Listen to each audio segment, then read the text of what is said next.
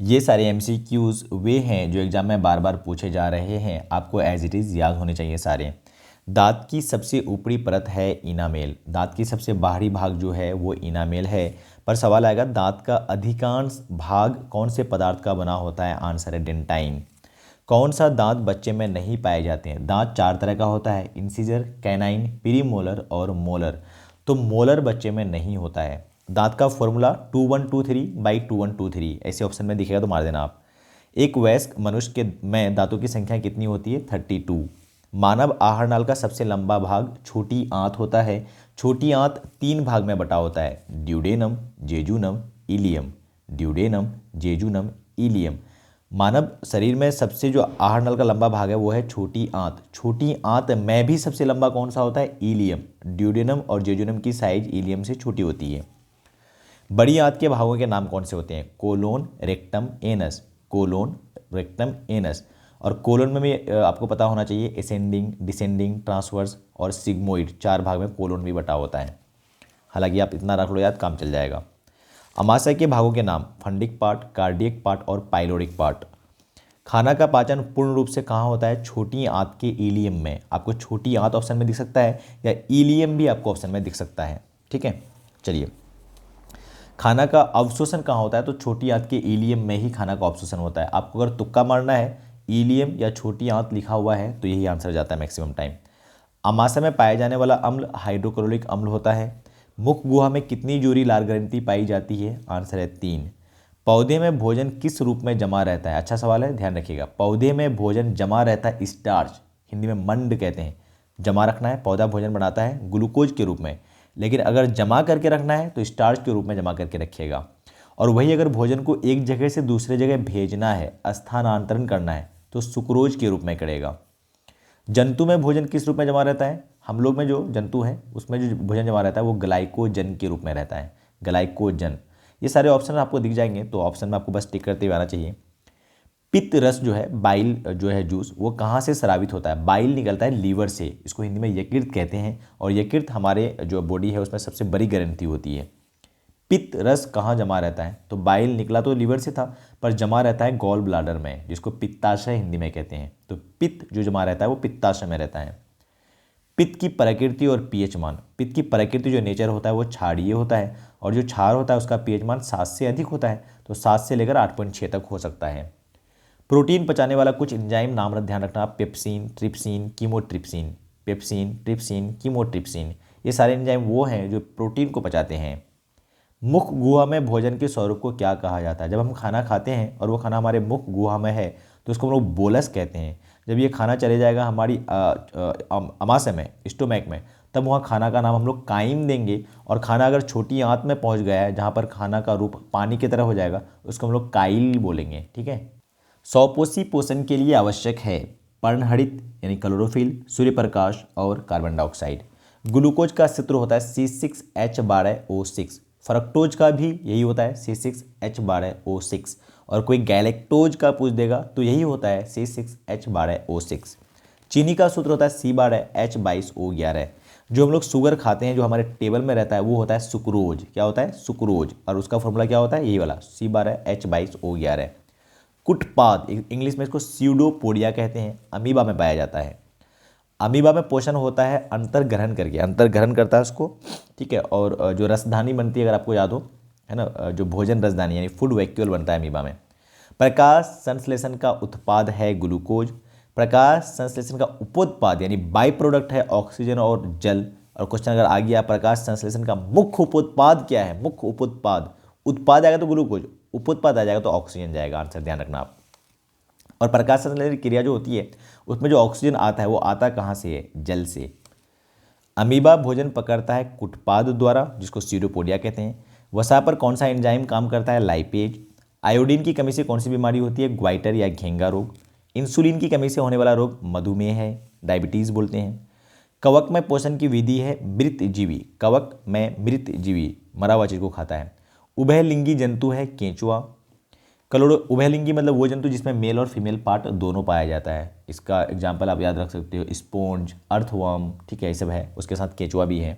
Tape worm भी एक example है। क्लोरोफिल में पाया जाने वाला धातु मैग्नीशियम। क्लोरोफिल में कौन सा धातु पाया जाता है? मैग्नीशियम। जबकि हीमोग्लोबिन में कौन सा धातु पाया जाता है? आयरन। भोजन का पाचन होता है उपचयन। भोजन का पाचन में क्या होता है? उपचयन, ऑक्सीडेशन। किस प्रकार के श्वसन से अधिक ऊर्जा निकलती है? वायवीय। श्वसन दो प्रकार का, वायवीय और वायवीय। वायवीय में अधिक ऊर्जा निकलती है 38 एटीपी, जबकि अवायवीय में 2 एटीपी यानी कम ऊर्जा निकलती है। मछली का श्वसन अंग को गिल्स या गल्फरा कहते हैं। कोशिका का ऊर्जा मुद्रा एटीपी कहते हैं और एटीपी का पूरा नाम होता है एडिनोसाइन ट्राइफॉस्फेट। और फिर एडीपी एडिनोसाइन डाइफॉस्फेट होता है और एएमपी एडिनोसाइन मोनोफॉस्फेट होता है। वायवीय श्वसन में 38 एटीपी हमने कहा आपसे। इथाइल अल्कोहल किस प्रकार के श्वसन में निकलता है? इथाइल अल्कोहल, इसको आईयूपीएसी नेम इसका इथेनॉल होगा। अवायवीय। किण्वन किस प्रकार का श्वसन है? अवायवीय। फर्मेंटेशन किण्वन में ही इथाइल अल्कोहल बनता है। पायरुवेट में कितने कार्बन होते हैं? पायरुविक एसिड बोले या पायरुवेट बोले, 3 कार्बन होते हैं। पायरुवेट के विखंडन से कार्बन डाइऑक्साइड, जल और ऊर्जा निकलता है। यह क्रिया कहाँ होती है? माइटोकॉन्ड्रिया में। जबकि ग्लूकोज टूटता है पायरुवेट में, यह क्रिया होती है साइटोप्लाज्म में, कोशिका द्रव्य में। किण्वन क्रिया पाई जाती है ईस्ट में। और यहाँ पर बैक्टीरिया अगर जीवाणु लिखा रहेगा तो वो भी आंसर सही जाएगा। अगला सवाल है, जीवों के शरीर में ऊर्जा का उत्पादन किस क्रिया द्वारा होता है? श्वसन। ग्लूकोज में कार्बन के कितने परमाणु होते हैं? 6। आरबीसी की जीवन अवधि 120 दिन। जाइलम और फ्लोएम को संवहन ऊतक कहते हैं। जाइलम जल ढोता है और फ्लोएम खाना फूड ढोता है। गोबर छत्ता में मृत जीवी यानी मरा हुआ चीज खाता है। ग्लाइकोलिसिस होता है कोशिका द्रव्य में। अभी मैंने कहा ग्लाइकोलिसिस मतलब ग्लूकोज का पायरुविक एसिड में टूटना या पायरुवेट में टूटना। ग्लूकोज में 6 कार्बन होते हैं, जबकि पायरुवेट में कितने कार्बन होते हैं? 3 कार्बन। तो ये वाला टूटना जो है ग्लाइकोलिसिस कहलाता है और ये कोशिका द्रव्य में होता है। जबकि पायरुवेट जो है वापस से टूटेगा माइटोकॉन्ड्रिया में। रंध्र अनुपस्थित होता है। रंध्र कहाँ नहीं होगा? जो जलीय जीव होते हैं उसमें नहीं होता है। एग्जाम्पल के लिए हाइड्रिला। किण्वन क्रिया पाई जाती है ईस्ट या जीवाणु में, मैंने बताया आपको। डब्ल्यूबीसी की जीवन अवधि कितनी होती है? 12 से लेकर 20 दिन तक, जबकि आरबीसी 120 दिन था। एनीमिया किसकी कमी से होती है? हीमोग्लोबिन बोलो या आयरन बोलो। Fe आयरन या हीमोग्लोबिन। हमारे शरीर में ऑक्सीजन और कार्बन डाइऑक्साइड का वाहक आरबीसी होता है। रुधिर चाप नियंत्रित करता है एड्रिनल ग्रंथि। ब्लड प्रेशर जो कंट्रोल करता है वो एड्रिनल ग्रंथि करता है। और ये दो ग्रंथि होता है, किडनी के ऊपर होता है। मानव हृदय में कितने कोष्ठ पाए जाते हैं? 4। दिलों का दिल, हार्ट ऑफ हार्ट किसको कहते हैं? हृदय का हृदय किसे कहा जाता है? एसए नोड को। और एसए नोड का फुल फॉर्म होता है साइनो एट्रियल नोड। हृदय के मांसपेशियों का संकुचन सिस्टोल कहलाता है। जब वो दबेगा सिस्टोल कहलाएगा, और जब हृदय फैलेगा तो उसको डायस्टोल कहते हैं। संकुचन की जगह प्रकुंचन भी लिखा सकता है और शिथिलन की जगह अनुशिथिलन भी लिखा आ सकता है। घबराना मत, शिथिलन दिख जाए आप लगा देना डायस्टोल, और ये सिस्टोल। जब दबेगा सिस्टोलिक प्रेशर कहेंगे, जब खुलेगा डायस्टोलिक प्रेशर कहेंगे। तो सिस्टोलिक दाब का मान 120 होता है mm/Hg, जबकि डायस्टोलिक प्रेशर होता है 80 mm/Hg। सामान्य रक्तदाब तो होता है जो है वो 120/80 होता है। इससे ज़्यादा होगा तो उसको हाइपरटेंशन कहेंगे, इससे कम होगा तो हाइपोटेंशन कहेंगे। स्टोमाटा के खुलने और बंद होने की क्रिया को कौन नियंत्रित करता है? द्वार कोशिकाएं या रक्षक कोशिकाएं या गार्ड सेल्स लिखा आ सकता है। शरीर किस पीएच पर बढ़िया काम करता है? 7 से लेकर 7.8 तक। अम्लीय वर्षा का पीएच मान 5.6 होता है, जबकि शुद्ध जल का पीएच मान 7 होता है। लवण का पीएच मान जो सॉल्ट होता है उसका पीएच मान 7 होता है। अम्ल का पीएच मान 7 से कम, जबकि क्षार का पीएच मान 7 से अधिक होता है। रक्त के स्रावन को रोकने में कौन मदद करता है? प्लेटलेट्स। कहीं जख्म लग गया और खून बहुत ज़्यादा ना बहे, इसके लिए वहाँ पर जो है वो घाव बन जाता है, थक्का बन जाता है खून का, उसको बनाने में मदद करता है प्लेटलेट्स। रक्त को थक्का बनाने में कौन सा विटामिन मदद करता है? विटामिन के। विटामिन के।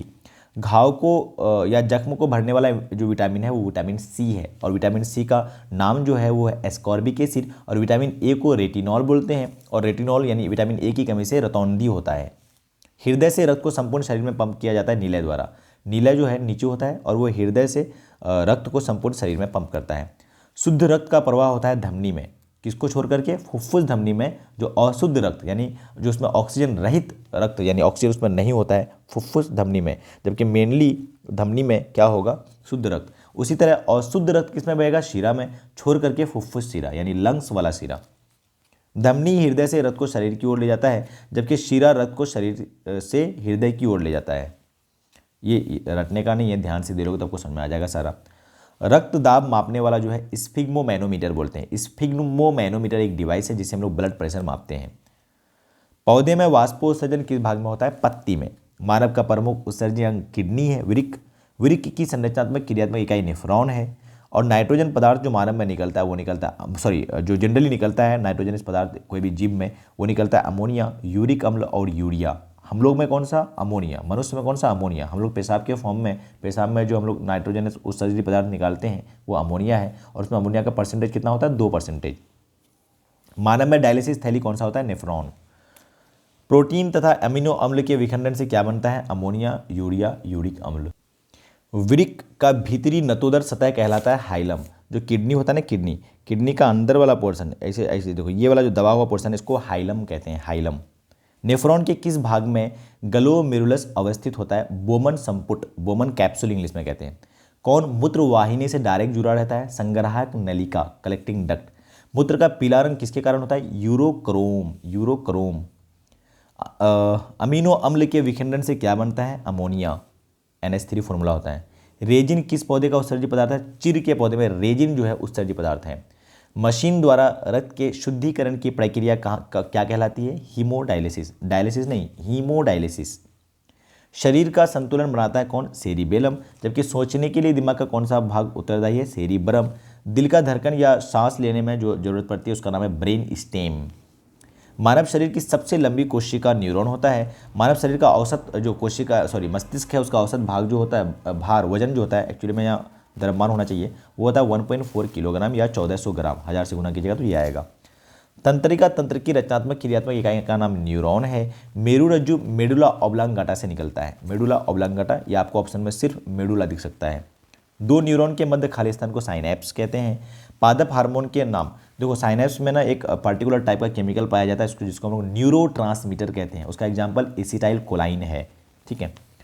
पादप हार्मोन के नाम है ethylene, gibberellin, cytokinin, abscisic acid, auxin. ये 5 हार्मोन के नाम आपको एज इट इज़ याद होने चाहिए। Ethylene, gibberellin, cytokinin, abscisic acid को ABA भी कई बार लिख करके आ सकता है, ABA, और ऑक्सिन। परागकोश में पाए जाते हैं परागकण। इसमें ऑक्सिन जो है वो है वृद्धि हार्मोन, और साइटोकाइनिन भी लिखा हुआ है आगे, देख लो आप। जो वृद्धि कराने वाला हार्मोन कौन सा होता है? ऑक्सिन और साइटोकाइनिन। फल पकाने वाला हार्मोन इथाइलिन। वृद्धि को रोकने वाला हार्मोन एब्सिसिक एसिड होता है, ठीक है। और परागकोश में परागकण पाए जाते हैं, और परागकण का वर्तिकाग्र तक जाना, परागकोश से परागकण का वर्तिकाग्र तक जाना परागण कहलाता है। परागकण एक पार्टिकल है, जबकि परागण एक प्रोसेस है, क्रिया है। बीजांड की ओर परागनलिका की वृद्धि जो है, पोलन ट्यूब की गति टुवर्ड्स बीजांड, ओव्यूल, वो कहलाएगा कीमोट्रोपिज्म। केमिकल की वजह से जाता है इसलिए कीमोट्रोपिज्म कहते हैं। जर का अधोगामी वृद्धि गुरुत्वानुवर्तन कहलाता है। टेस्टोस्टेरोन नर हार्मोन है, यानी मेल में मिलता है। हम लोग में जैसे मेल है उसमें नर हार्मोन का नाम क्या है? टेस्टोस्टेरोन। और दूसरा हार्मोन एंड्रोजन भी नाम आएगा आगे भी, और ये निकलता है टेस्टीज से है, विड्सन से। जबकि एस्ट्रोजन एक मादा हार्मोन है, निकलता है अंडाशय से है।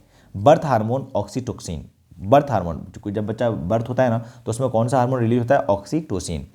पपीता है एक लिंगी पुष्प है ये पपीता, ठीक है, मतलब एक लिंगी पौधा है।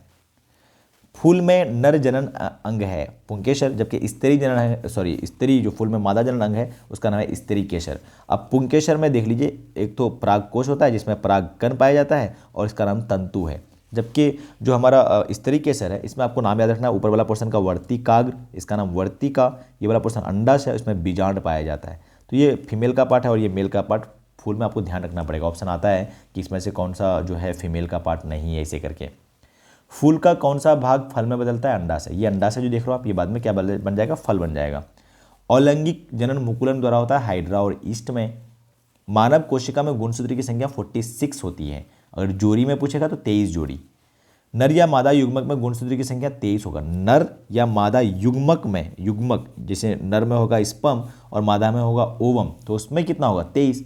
पूरे सेल में 46 होता है, पर अगर स्पर्म में पूछ दे, युग्मक में पूछ दे, ध्यान रखना आप, युग्मक में पूछ दे अगर, गैमीट बोलते हैं इसको, तो 23 होगा, आधा हो जाएगा। नर में होता है 22 + x या 22 + y। नर में क्या हो सकता है? 22 + x या 22 + y, जबकि मादा में हमेशा 22 + x होगा, क्योंकि इसमें होता है देखो 44 + x होता है मादा में, और जो नर होता है उसमें होता है 44 + xy, ठीक है। तो अब देखो पूर्ण जोड़ा पाया जाता है मादा में। अंडाणु निषेचित होता है फैलोपियन नलिका में। अंडाणु जो फर्टिलाइज होता है, निषेचन की क्रिया होता है फैलोपियन नलिका में। मादा जनन तंत्र का भाग ये कुछ है, आपको याद रखना पड़ेगा। अंडाशय, गर्भाशय, डिंब वाहिनी, फैलोपियन नलिका, योनि, ये किसका भाग है भाई? मादा जनन तंत्र का भाग है, आपको याद रखना पड़ेगा। और नर जनन का भाग है विषण, शुक्रवाहिका और एपिडिडाइमिस। तो मैंने यहाँ पर कुछ ही लिखे हैं, आपको ध्यान रख लो, काम बन जाएगा, ऑप्शन में मिल जाएगा आपको, छांटने में मजा आएगा आपको। एंड्रोजन क्या है? नर लिंग हार्मोन मैंने कहा। उभयलिंगी जंतु केंचुआ, याद रख सकते हो, ठीक है, पहले भी बताया मैंने। शुक्राणु का निर्माण होता है वृषण में। नर युग्मक शुक्राणु है, मादा युग्मक अंडाणु है। नर युग्मक और मादा युग्मक का संलयन निषेचन कहलाता है। निषेचन के पश्चात भ्रूण का निर्माण होगा, आपको पता है, और भ्रूण का जो ग्रोथ होता है वो होता है गर्भाशय में। अनुवांशिका का पिता हम लोग मेंडल को कहते हैं। मेंडल किस पौधे पे काम किया भैया? मटर पे। बौने पौधे को जीनोटाइप क्या होता है? जीनोटाइप में बौने पौधे का टीटी होता है, स्मॉल टीटी। और जो अपना लंबे पौधे होता है उसमें कैपिटल टी या कैपिटल टी स्मॉल टी भी हो सकता है। जीनी संरचना को जीनोटाइप कहते हैं, जबकि जीव की भौतिक उपस्थिति को फिनोटाइप कहते हैं। लक्षण प्रारूप और जीन प्रारूप हिंदी में लिखा हुआ है। मेंडल के एकल संकरण में जीनोटाइप का अनुपात था 1:1। जीनोटाइप का अनुपात ध्यान रख लो बस, जीनोटाइप का अनुपात 1:2:1, जबकि फिनोटाइप का अनुपात 3:1। तो फिनोटाइप ज़्यादा पूछ सकता है वो एग्जाम में, 3:1, 3:1। लिंग गुणसूत्र का पूर्ण जोड़ा पाया जाता है नर में। आहार नाल में अवशोषी अंग होता है अपेंडिक्स, वर्मीफॉर्म अपेंडिक्स पूरा बोलते हैं। ओरिजिन ऑफ स्पीसीज जो बुक लिखा है वो लिखा है चार्ल्स डार्विन। मैं उम्मीद करता हूँ क्वेश्चन इनमें से ही आएगा, अगर नहीं आया तो क्या ही कर सकते हैं। ओके, बाय बाय, सी टेक केयर। आपको बहुत सारा बेस्ट ऑफ लक मेरी तरफ से। इंशाल्लाह लजीज, अपने चाह तो एग्जाम बहुत बेहतर जाएगा। सब्र रखना, पेशेंस के साथ, सब्र और तहम्मुल के साथ पेपर सॉल्व करना भाई।